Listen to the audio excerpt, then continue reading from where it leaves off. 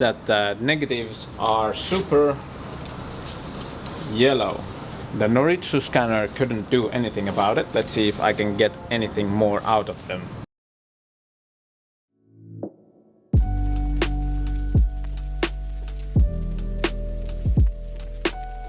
Okay, I have made it to Tampere once again, and we are finally back to the normal summer weather here in Finland. So it's cloudy, it's windy, and not that warm. So typical Finnish summer once again. And there's the office once again. So let's see what we will do this week. Okay guys, this is a pretty rare occurrence, but we have the ultimate hype camera here in the showroom. The Mamiya 7 II. You cannot get more hype than this. Also, this is in pristine condition. Wow. And here we have the 80mm f4, which is, I've heard, one of the sharpest lenses ever made for film. I can with ease focus on things, even though my eyesight isn't that good.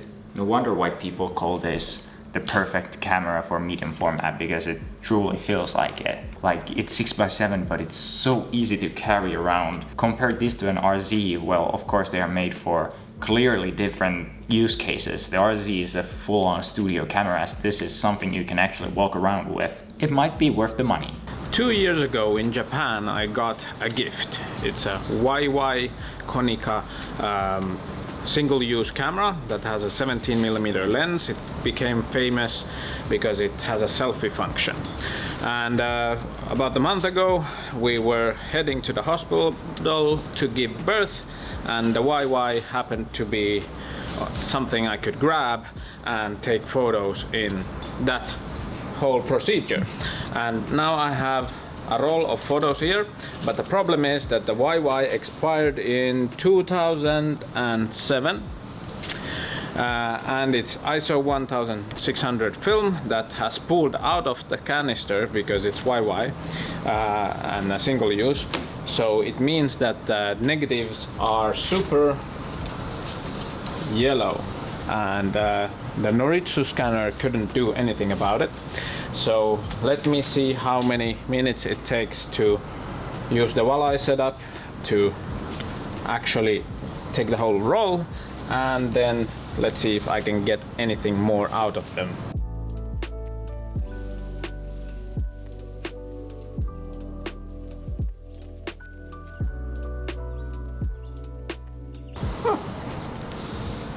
It took me 4 minutes, but here you can see the color shift.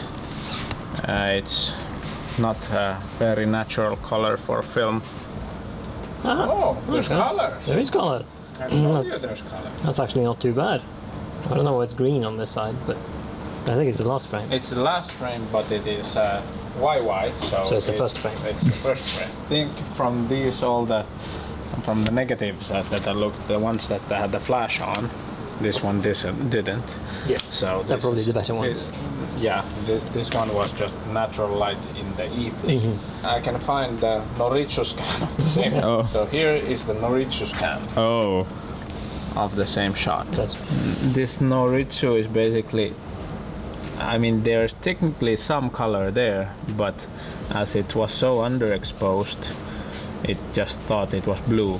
I mean, I guess you can do automatic thing or like manual things, edits with the Noritsu also, and make it do things, but this was a Konica 1600 ISO film that was expired 15 years ago, and it was in a YY, so it means that it had been unrolled from the cartridge, because that's how... yeah, so it was out.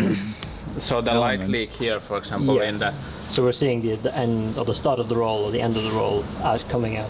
Yeah. That's been at the end or at the start, so it's exposed to kind of a poor light seal. Yeah. Like, I mean, the color difference is obvious.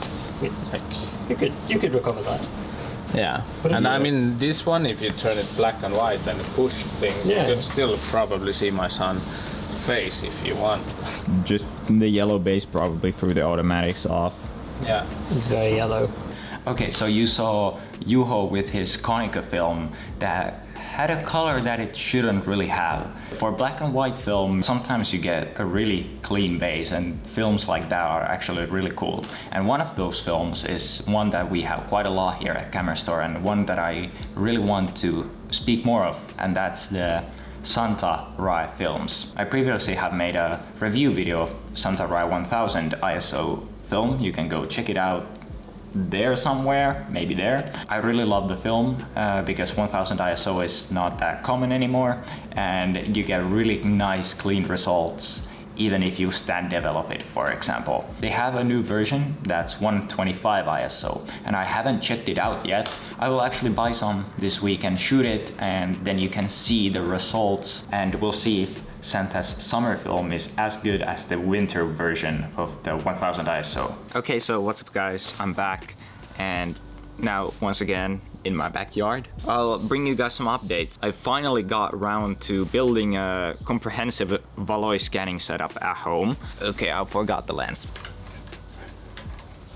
In the middle of the setup is the camera that's filming me right now, the Canon EOS R. And for that, me and my friend bought this Tamron 90mm 2.8 macro lens, and you can achieve 1:1 magnification with this. So that makes it perfect for scanning 35mm film on a full frame camera, because you can get 1:1 magnification with it. I scanned some film with this setup, so here are some medium format shots of Kodak T-Max 100 that I shot with the RC67 when we went to Aulanko National Park in Hämeenlinna a few weeks ago. I really like these shots. The detail I get out of the scans is very good for medium format. I guess this week's episode was kind of this like scanning adventure, but next week I think I will conduct some experiments with the new Santa film I talked about this week. We'll probably try some different forms of development, for example, to see what kind of results you can get out of this film. So stay tuned for that next week, and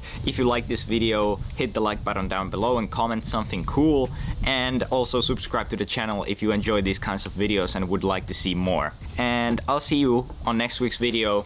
Until then, see ya.